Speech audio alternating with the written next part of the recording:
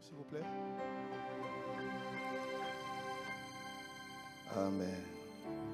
Alors, le titre de mon message, rajoute en priorité dans ta liste des courses le salut des âmes. Amen. Les qui étaient présents à la veillée ce vendredi, les autres, vous n'étiez pas là.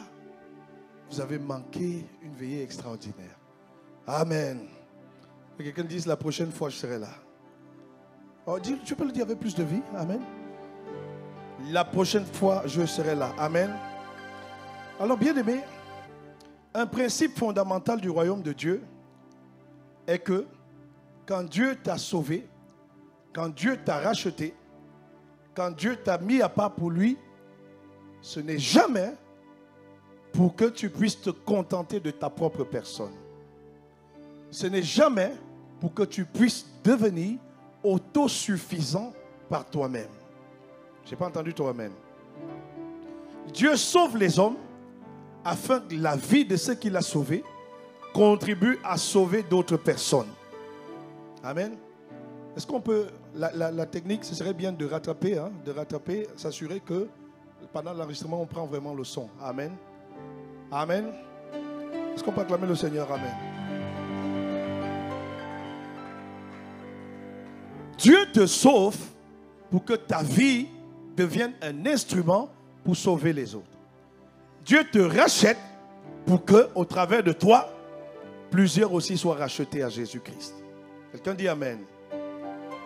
Et, bien aimé,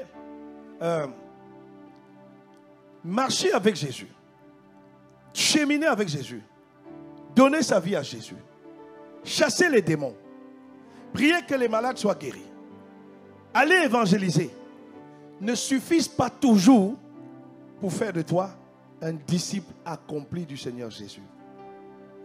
Si ta métrique par rapport à ton disciple-là envers Jésus-Christ, c'est je viens régulièrement à l'église, c'est je participe aux veillées de prière, c'est simplement ça, alors je crains que tu ne réalises pas qu'il y a un niveau encore supérieur que tu peux aller chercher. Et quelqu'un dise avec moi un niveau supérieur. Tu sais, Pierre était un apôtre que Jésus aimait beaucoup. Il fait partie des premiers apôtres qui ont rejoint la caravane de Jésus. Son frère André avait vu Jésus et tout de suite était allé témoigner à Pierre. Et Pierre s'était empressé de venir voir Jésus. Et quand Pierre est venu à Jésus, Pierre est un homme qui va vivre des choses extraordinaires. Pierre va marcher sur l'eau. Pierre va chasser les démons. Pierre va voir Jésus être transfiguré. Pierre va voir apparaître. Si tu poses la question en fait, Pierre a vécu en voyant à la montagne de la transfiguration Élie et Pierre. Pierre tout de suite a compris que Dieu vraiment est le Dieu de la résurrection, le Dieu des vivants. Pierre a compris cela. Parce que Pierre a vu Élie. Pierre a vu Moïse. Des personnages qui ont longtemps existé avant lui. Pierre les a vus. Donc Pierre a vécu des expériences puissantes avec Dieu. Comme quelqu'un connecté au son de ma voix. Il y a quelqu'un qui a des visions. Il y a quelqu'un qui a des visions du ciel. Il y a quelqu'un qui vit des expériences puissantes avec Dieu. Oh, si tu es avec moi, dis je suis avec toi. Si tu es avec moi, dis je suis avec toi. Et si on est ensemble, acclamons le Seigneur Jésus. Alors Pierre, c'était un homme comme ça. Et Pierre, c'est quelqu'un à qui Dieu a donné même le pouvoir. Dieu lui a dit, tu es Pierre, et sur cette pierre, je bâtirai mon église. Pierre, frère, Pierre, c'était un homme puissant. Pierre, et quelqu'un disait avec moi, Pierre. Oh, tu n'as pas bien dit, dis Pierre. Ah, ta volonté est partie où? Dis Pierre. Ah non, on n'y est pas encore. Tu peux le dire mieux, Pierre. On va au niveau 3, Pierre. Voilà, c'est ça. Pierre. L'anglais dit Peter. Peter. Il marche sur l'eau. Pierre. Chasse les démons. Pierre. Jésus dit à Pierre, c'est mon Père qui est dans les cieux qui t'a révélé cela. Jésus pose la question, qui dites-vous que je suis? Pierre est le seul parmi tous les autres. A dit, tu es le Christ de Dieu. Tu es le Christ, l'envoyé de Dieu. Quelle révélation! Pierre, c'était un homme de révélation. Waouh! Quelqu'un dit avec moi, waouh! Pierre! et Jésus. Jésus lave les pieds des apôtres. Pierre dit non. Moi, je t'aime tellement. Tu ne peux pas laver mes pieds. Pierre. Mais quelque chose va se passer. Si à cette époque de la vie de Pierre, cet épisode, à cette époque de sa vie, on avait dit à Pierre, est-ce qu'un jour tu es capable de régner Jésus? Pierre allait dire, qui ça? Moi? Jamais. Et même quand Jésus lui a dit, Pierre, avant que le coq ne chante 3 fois, tu vas me régner. Pierre dit, moi? Jamais. Mais voilà une petite femme de rien du tout, qui sortait je ne sais d'où, qui s'est retrouvée sur le chemin de Pierre, et qui a dit à Pierre lors de l'arrestation de Jésus, que toi aussi tu étais souvent avec eux. Pierre regardait tout ce que Jésus allait vivre. Pierre observant toutes les atrocités que Jésus allait vivre. Le même Pierre qui a marché sur l'eau. Le même Pierre qui a eu les révélations de Dieu. Le même Pierre qui était convaincu que la résurrection existe. Parce qu'il a vu Élie et Moïse. Le même Pierre devant la coupe de bénédiction, devant la coupe des douleurs des âmes. Pierre a abandonné Jésus. Quelqu'un dise avec moi, Pierre. Ah, je n'ai pas entendu. Est-ce que tu peux dire Pierre? Pierre. Devant les douleurs de Jésus, Pierre a cherché la tangente horizontale. Il s'est échappé. Alors qu'est-ce qui se passe? La question que je te pose ce matin, c'est celle de savoir, chaque fois qu'il y a un prix à payer qui doit te coûter la vie, qui doit te coûter ton temps, qui doit te coûter tes tripes, quelle est ta réaction? Quelle est ta réaction? Fais-tu comme Pierre qui fuit? Ou fais-tu comme Jésus qui décide de payer le prix pour le salut des âmes?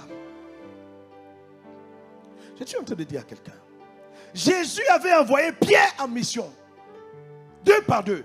Et en passant, Judas était parmi eux. Ah. Et quelqu'un disait avec moi, Judas. Judas était parmi. Ils sont allés en mission 2 par 2 pour gagner les âmes. Mais devant son propre âme, ses propres défis, Judas avait en horreur la réprimande. Devant la réprimande, Judas était disqualifié. Et pourtant, Judas a été repris par Jésus pour faire de lui un bel édifice capable de sauver les âmes. Mais Judas n'aimait pas la réprimande. Est-ce que toi tu aimes la réprimande? La différence de Pierre et Judas, c'est que Jésus a dit à Pierre, arrière de moi Satan. C'était une réprimande dure. Mais Pierre n'a pas quitté l'évangile pour ça. Quelqu'un avec moi ou pas? Tu es avec moi ce matin, dis je suis avec toi. Et la vérité c'est que Pierre avait déjà accompli des exploits. Pierre était connu. Pierre était connu pour être un disciple de Jésus. Pierre était reconnu pour être un amoureux de Jésus. Mais son degré d'amour s'arrêtait où? Sa limite c'était quoi? Et un jour, un événement est venu montrer les limites de Pierre. Et en réalité, les limites de tous les apôtres.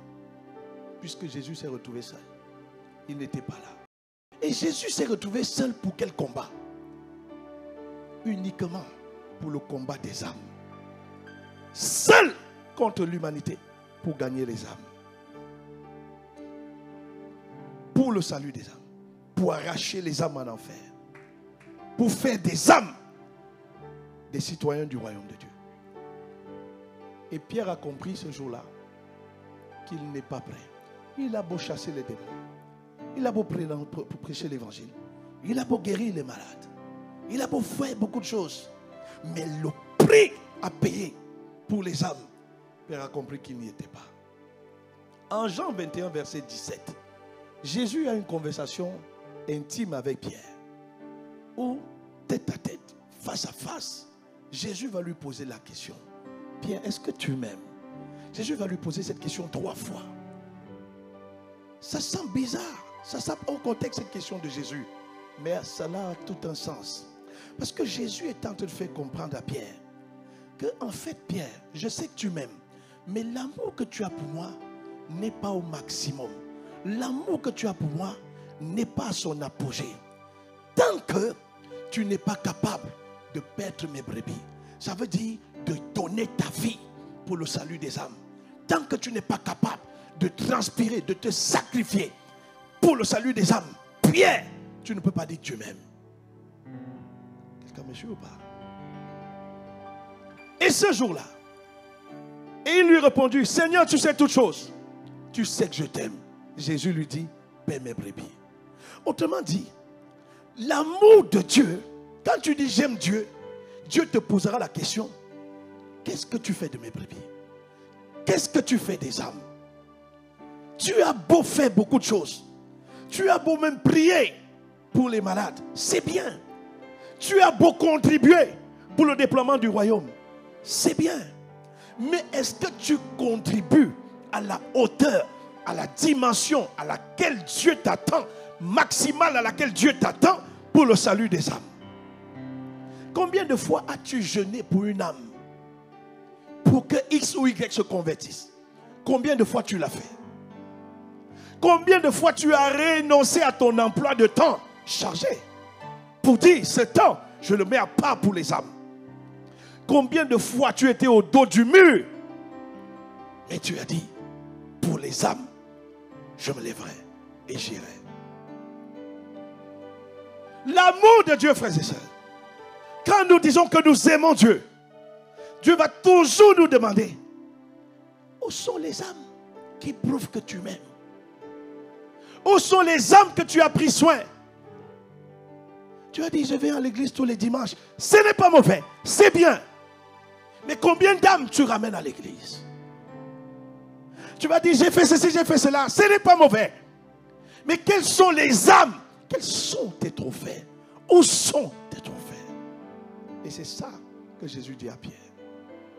J'ai une bonne nouvelle pour toi. Avant l'épisode de la croix, personne en réalité ne pouvait combattre le combat de Jésus. Tout le monde avait échoué. C'est pour ça que le livre d'Apocalypse nous dit que Jean, à l'île de Patmos, pleurait. Qui est digne de prendre le livre et d'en briser les os? C'était quels os? Les os de malédiction. Et puis, l'ange a dit à Jean, ne pleure pas, regarde. Et l'agneau est apparu. Car il est glorieux et digne de régner. L'agneau est souverain.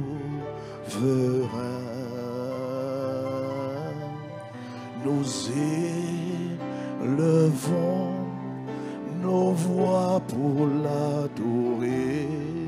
L'agneau est souverain. Car il est glorieux et digne de régner. L'agneau est souverain.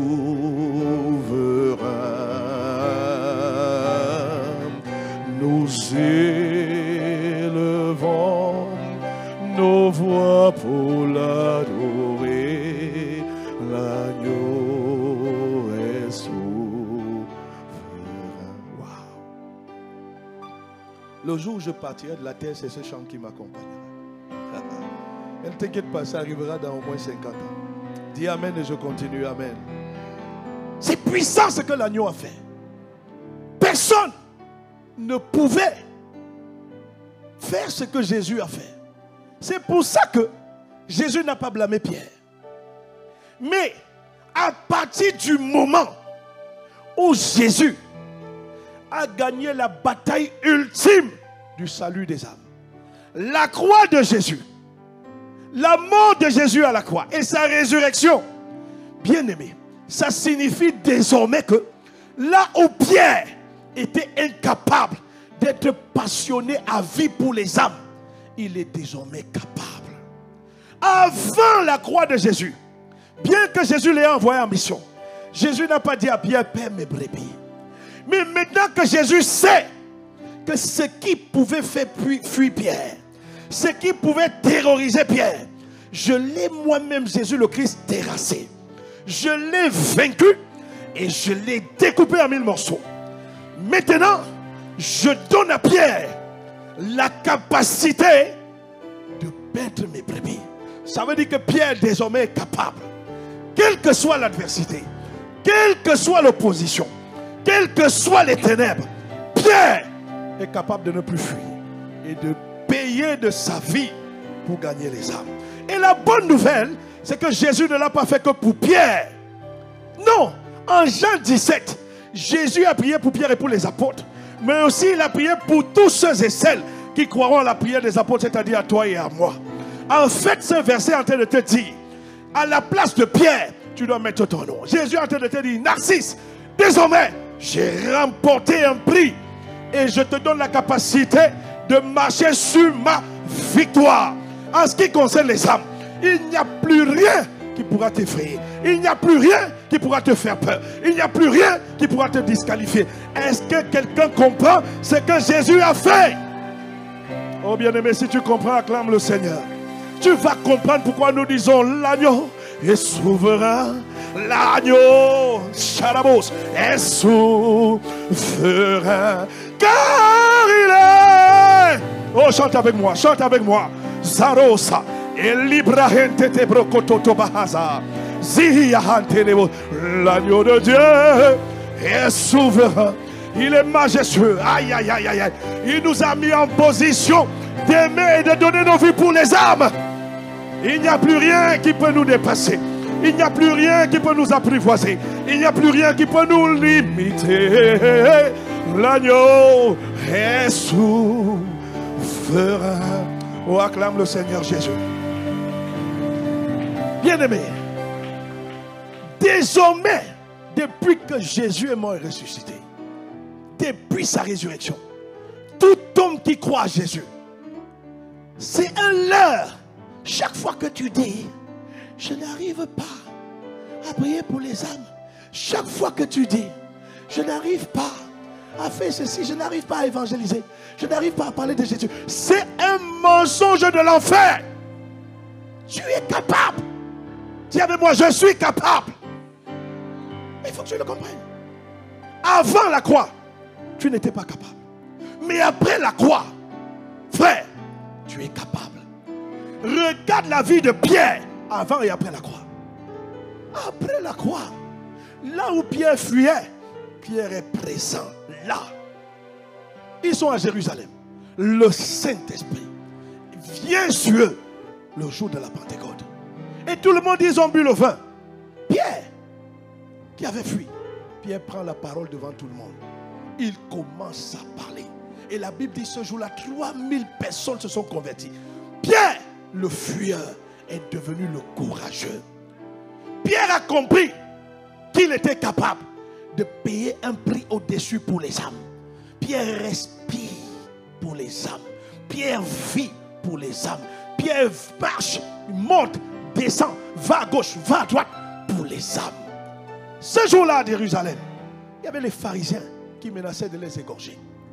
Il y avait le Sanhédrin qui menaçait de les piétiner. Pierre n'a que faire d'eux. Pierre sait qu'il est équipé. Que ce qui le terrassait ne peut plus le terrasser. Jésus le Christ lui a donné la victoire. Mon frère, ma soeur, Pierre prêche l'évangile à des multitudes. Et la Bible dit qu'ils se sont convertis. Est-ce que quelqu'un me suit? Maintenant, suis bien. La parole de Dieu déclare que Dieu ne fait point de favoritisme.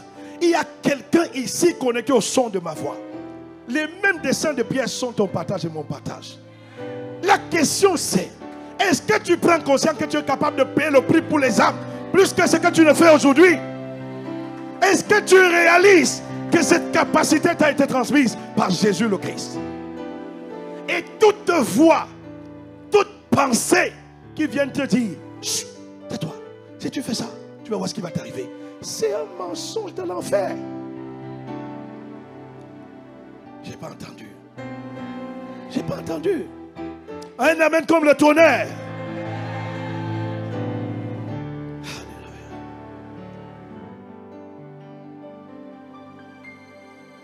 désormais, Pierre, dans la liste des courses de Pierre, désormais, son panier de courses, ce n'est que le salut des âmes. Pierre, d'une culture juive, n'était pas trop à l'aise avec les non-juifs. Mais un jour, Pierre est en train de prier. Pierre, dans les temps de prière, Pierre passe des moments d'intimité avec Dieu. Et Dieu lui montre 3 fois un songe qui se réalise. Il voit des animaux impurs qui 3 fois descendent du ciel. Et Dieu lui dit, mange. Il dit à Dieu, je n'ai jamais mangé quelque chose d'impur. Dieu lui dit, Pierre, c'est que moi je déclare pur est pur. Et peu de temps après, des non-juifs arrivent. Pierre comprend tout de suite la signification de son rêve. Parce que Pierre respire le salut des âmes. Les concepts bizarres, traditionnels, religieux sont effacés dans la mémoire de Pierre.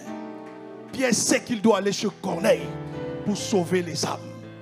Il y a quelqu'un ici au son de ma voix. Quels sont les clivages?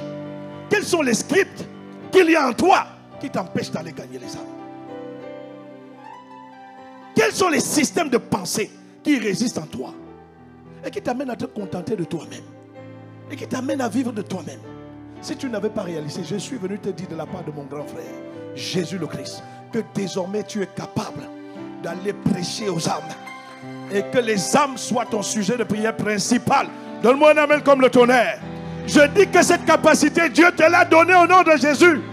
Dieu t'a donné la capacité d'avoir les âmes pour ambition et motivation au nom de Jésus. Si c'est à quelqu'un que je parle, donne un meilleur amen. Alors bien aimé, qu'est-ce que tu dois faire? Qu'est-ce qu'il est important de faire?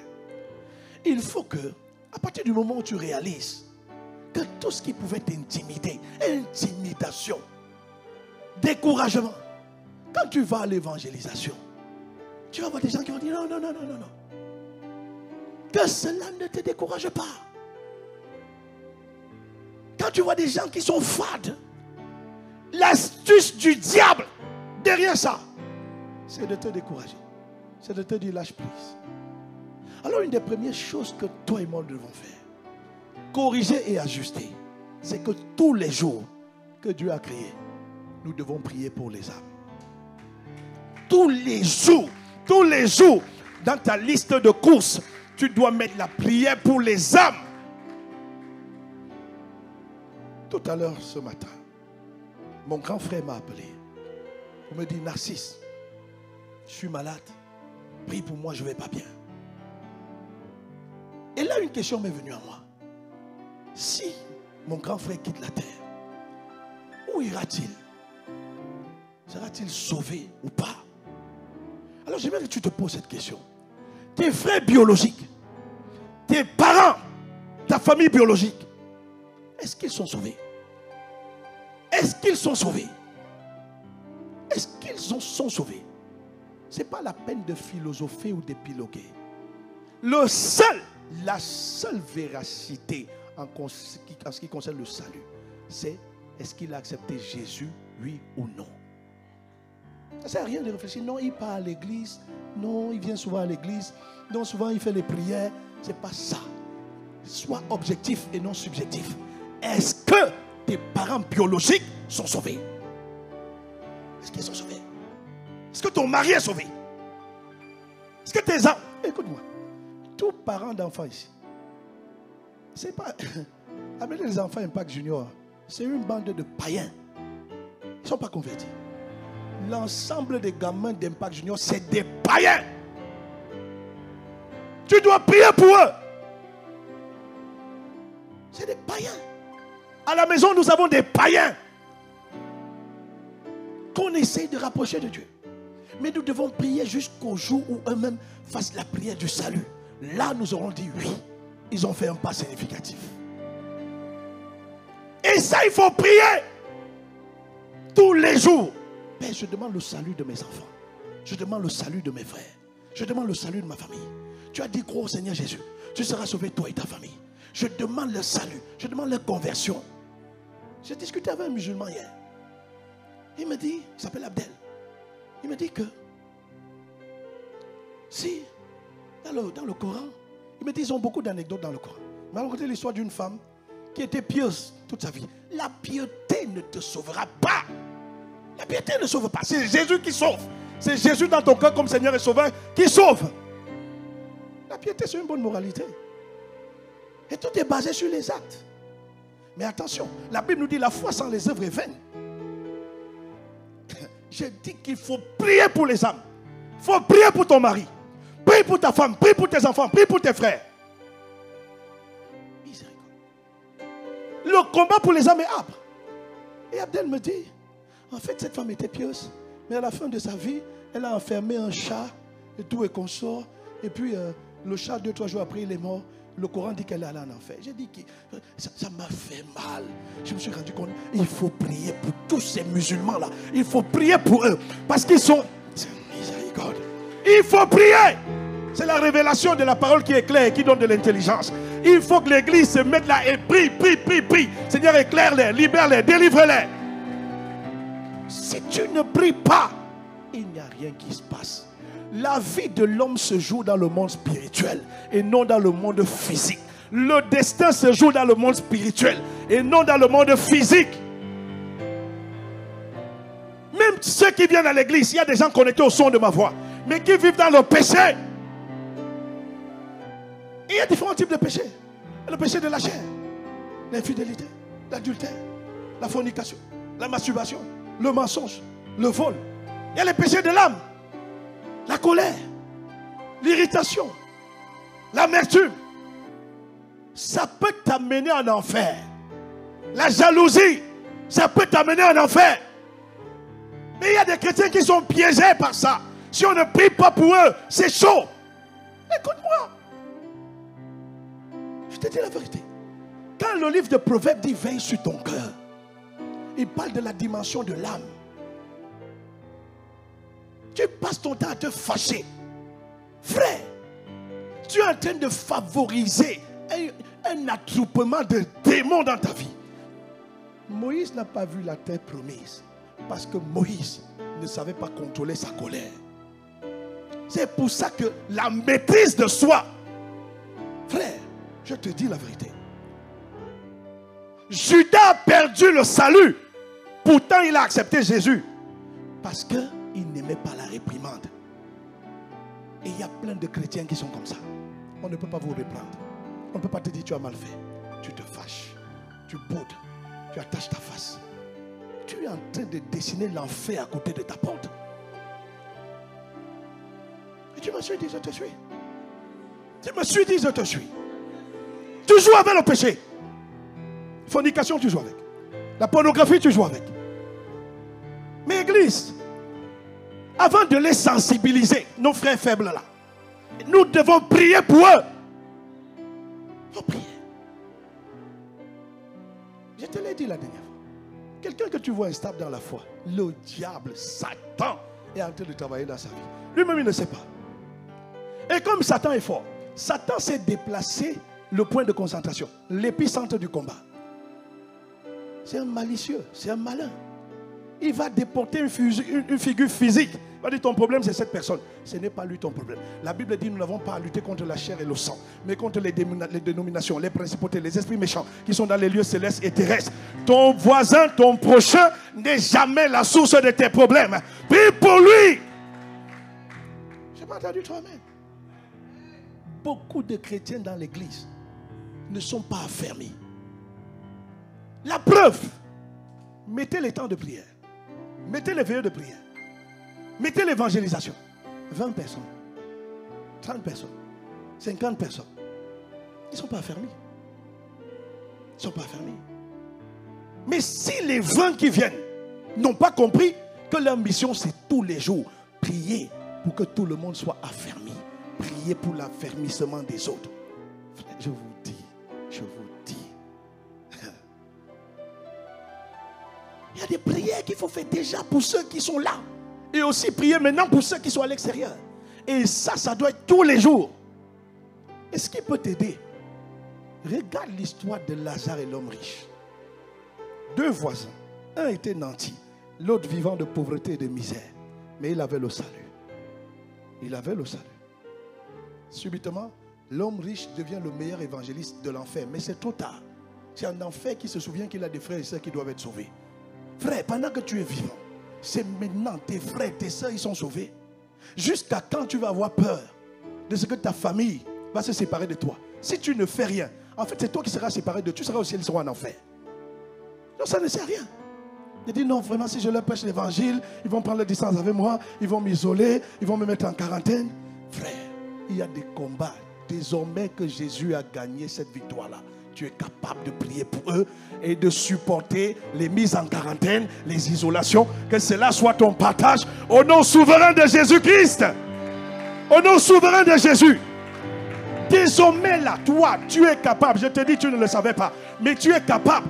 Quand Dieu nous dit, prenez 12 jours de jeûne et venez prier en présentiel. Peut-être tu ne savais pas. Mais depuis l'œuvre achevée de la croix, tu es capable de te sacrifier le matin, venir à 5 heures ici et prier, Père, je demande le salut des âmes de ma famille. Je demande que Christian soit sauvé. Je demande que Mimosette soit sauvé. Je demande que Chamelin soit sauvé. Au nom de Jésus, je me tiens sur ta parole. Tu as dit dans la parole, oh Seigneur Jésus, ta famille et toi vous serez sauvés. Je relâche cette parole dans l'atmosphère. Je relâche cette parole dans ma famille. Rikatobro intarabo shakaraba. Père, je demande au nom de Jésus que la mort précoce qui vient pour couper les coups, tailler les têtes, afin que les gens ne te connaissent pas, j'interdis à la mort d'entrer dans ma famille. Et pour cela, je brandis le sang. Je plaide le sang sur mes frères, sur la maison, sur mes enfants. Au nom de Jésus, je demande que le sang de Jésus, qui parle plus fort que le sang d'Abel le juste, parle sur la vie de mes frères, sur la vie de mes soeurs, sur mes neveux, sur mes nièces, sur mes tantes, sur mes cousines. Si je suis né dans cette famille, c'est pour être une lumière. Alors je demande maintenant que depuis le lieu physique que je me trouve,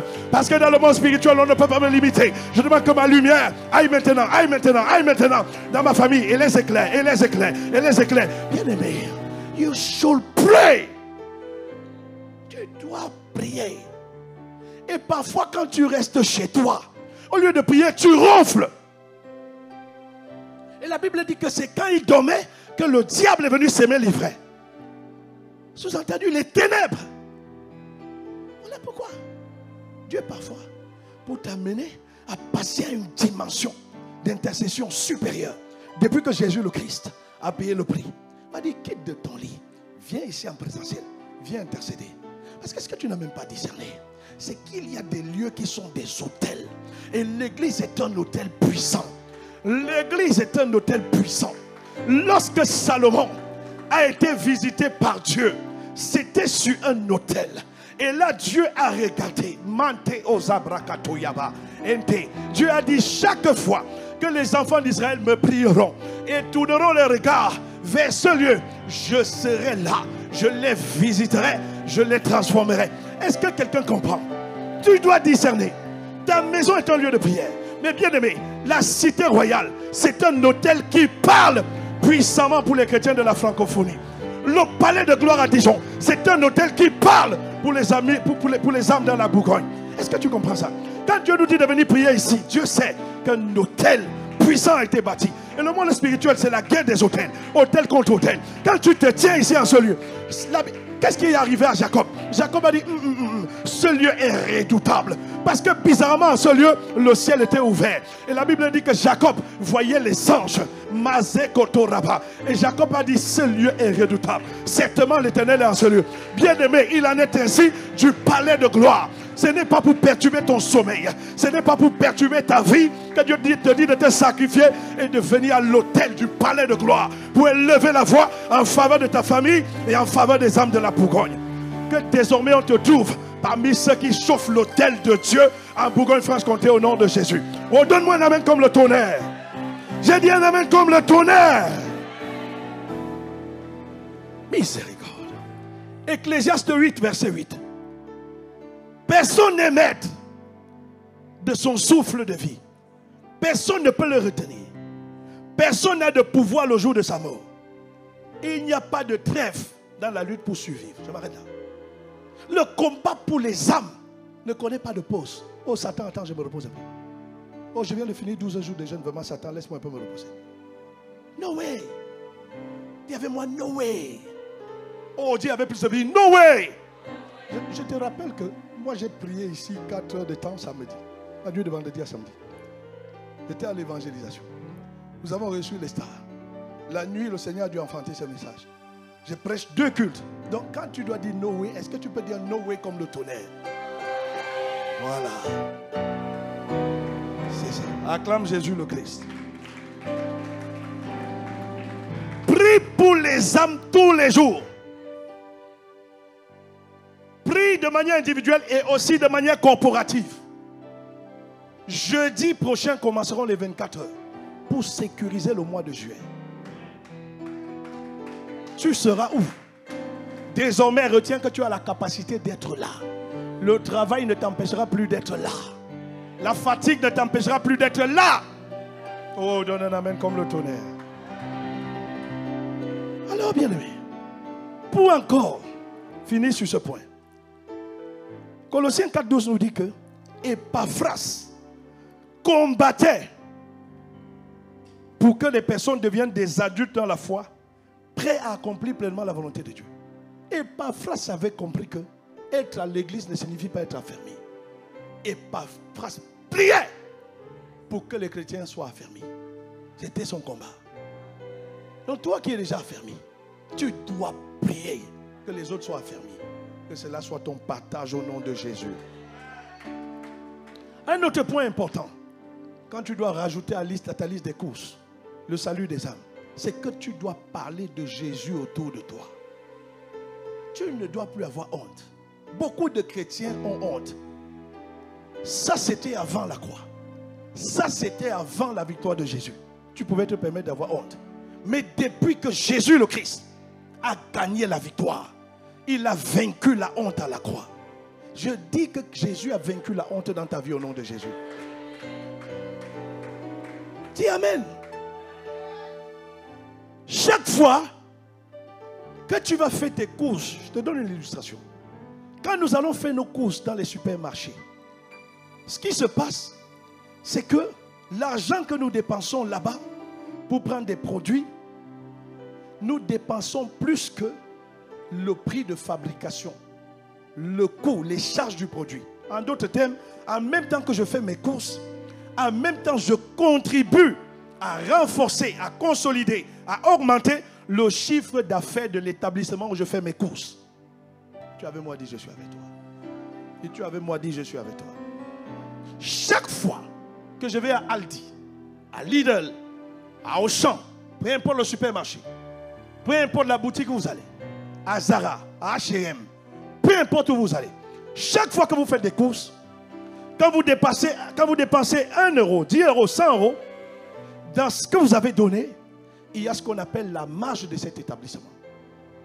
Alors comprenez, frères et sœurs, que chaque fois que nous allons contribuer pour le salut des âmes, nous sommes en train d'enrichir aussi le royaume de Dieu. Je n'ai pas entendu toi, amen.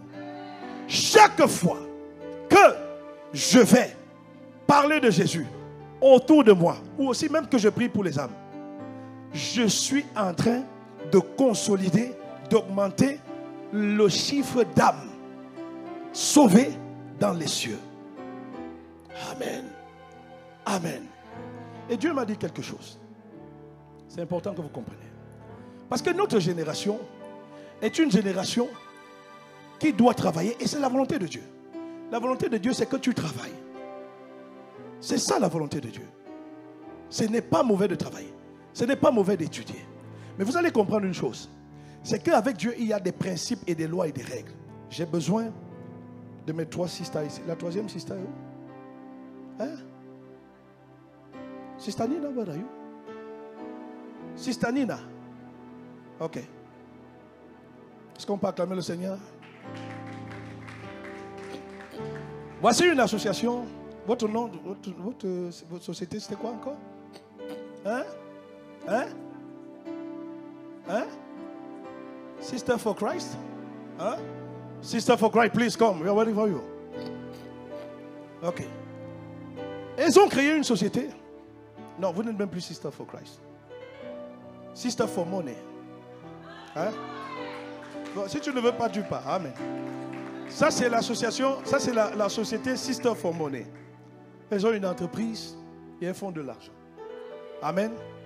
Et à ma gauche, j'ai le Kingdom Society. J'ai la société Kingdom. Ce sont mes membres de la société Kingdom. Est-ce qu'on peut acclamer le Seigneur pour Kingdom? Et la société Kingdom, eux, ils évoluent dans le monde séculier, mais aussi, ils évoluent dans le monde du royaume de Dieu. Et ils ont créé un mouvement d'évangélisation. Ils ont décidé de beaucoup investir dans l'évangélisation. Et voici les âmes. Venez, venez. Les deux premières rangées. Voici les âmes. La première année, restez d'abord vous là-bas.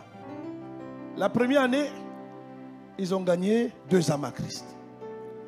À ma droite, Sister Formone a réussi à faire un chiffre d'affaires de 100 millions d'euros. Oui, on peut acclamer le Seigneur. Et voici le conseil d'administration qui est là. Et ils décident, ils sont dans la maroquinerie, le luxe, les bijoux. Donc si vous voulez les mèches, les cheveux, les chaînes, toutes ces choses, vous allez à Sister Formone. Amen. Quelqu'un acclame le Seigneur, amen. Et à chaque fin d'année, Sister Formone, ils font 100 millions d'euros, mais il faut regarder une marge. Ils ont une marge d'environ 10 millions d'euros. Ah oui, l'église doit être à l'aise avec 100 millions d'euros, 10 millions d'euros. L'histoire, on me dit 1000 euros, 200 euros, 300 euros, là, c'est terminé. Dis avec moi, c'est terminé. Ici, nous parlons de millions d'euros désormais. Oh, donne un amen comme le tonnerre. En toute humilité, tu toucheras le million d'euros au nom de Jésus. Si tu crois, donne un amen comme le tonnerre et tu vivras cela. Je ne sais pas pour toi, je le vivrai. Amen. Donc, elles vivent pour leur business. Enfants de Dieu, elles vivent pour leur business. Vraiment, il faut s'étendre en Chine. Il faut ouvrir une autre activité au Japon. Il faut qu'on ouvre une boutique à Hong Kong. Elles veulent gagner aujourd'hui le marché asiatique. Pour leur business. Kingdom Society, ils sont des produits informatiques, services informatiques, consultants en informatique, recherche et développement, logiciel, tout ce que vous voulez. Mais à côté, ils travaillent beaucoup pour l'évangélisation. Et ils ont mis de côté une équipe qui travaille, qui va innover sur la Bible. La Bible a déjà animé pour les jeunes, tout ce que vous voulez. Des logiciels qui vont aider les chrétiens à faire beaucoup de choses, à savoir gérer leur argent, tout ce que vous voulez. Kingdom Society opère vraiment dans le monde séculier et dans le monde du royaume de Dieu. Et chaque année, ils sont aussi dans 200 millions d'euros. Et chaque année, leur marge de 10 millions d'euros, ils décident d'investir au moins 7 millions d'euros. Leur marge bénéficiaire. Ils auraient pu se partager ça à 3 et avoir 33 millions d'euros. Mais chacun dit, ok, sur mes 30 millions d'euros, je réinvestis 2 millions d'euros dans l'évangélisation. Tu es avec moi, dis, je suis avec toi. Acclame Jésus si tu es avec moi. Et donc, leur sponsorship pour l'évangélisation continue à gagner tous ces âmes qui se rajoutent. Rajoutez-vous tous ces âmes. Et chaque année, le nombre d'âmes augmente. La première année, ils ont gagné 1000 âmes. La deuxième année, 2000. 3000, 4000, 5000, 6000. Ils sont à 7000 âmes de gagner, pratiquement. Retiens ceci. Ils travaillent. Ils ont une entreprise. Leur journée, ça s'occupe, le boulot, mais ils mettent à part aussi des heures pour dire, Seigneur, vraiment, Kingdom Evangelism doit progresser. Il faut le salut des âmes. Il faut qu'on aille en Afrique, il faut qu'on aille en Chine, il faut qu'on aille en Indochine, il faut qu'on aille en France, partout, gagner les vies, évangéliser. Voilà le système de pensée. Le système de pensée de Sister Formone, c'est purement, c'est des chrétiens. On doit se déployer, on doit se développer, déployer, développer, déployer. Mais il n'y a pas la place pour les âmes. Regarde ce que la parole de Dieu nous dit. La parole de Dieu nous dit dans Daniel 2, verset 21. Car à lui appartiennent la sagesse et la force. Il fait changer les temps et modifie les circonstances. Il renverse les rois et élève les rois. Il donne la sagesse aux sages et à ceux qui savent comprendre, il accorde la connaissance. Dieu est tellement au centre de cette société que dans tout le monde d'affaires, il y a des vents, il y a des tempêtes qui arrivent. Et un jour, Sister Formone connaît une grosse crise. Le produit qu'il propose est arrivé en perte de vitesse. Il faut innover. Pas d'idée, pas de créativité. De nouveaux concurrents sont entrés sur le marché et on a grappillé leur part de marché. La société commence à chuter, chuter, chuter. Kingdom for Christ connaît les mêmes difficultés. Et toutes les sociétés autour sont en perte de vitesse. Mais eux, ils sont en train de prospérer. Mais eux, pas de baisse de chiffre d'affaires. Mais eux, ils ne connaissent pas le désert. Mais eux, même en plein désert, ils sèment et ils continuent à moissonner.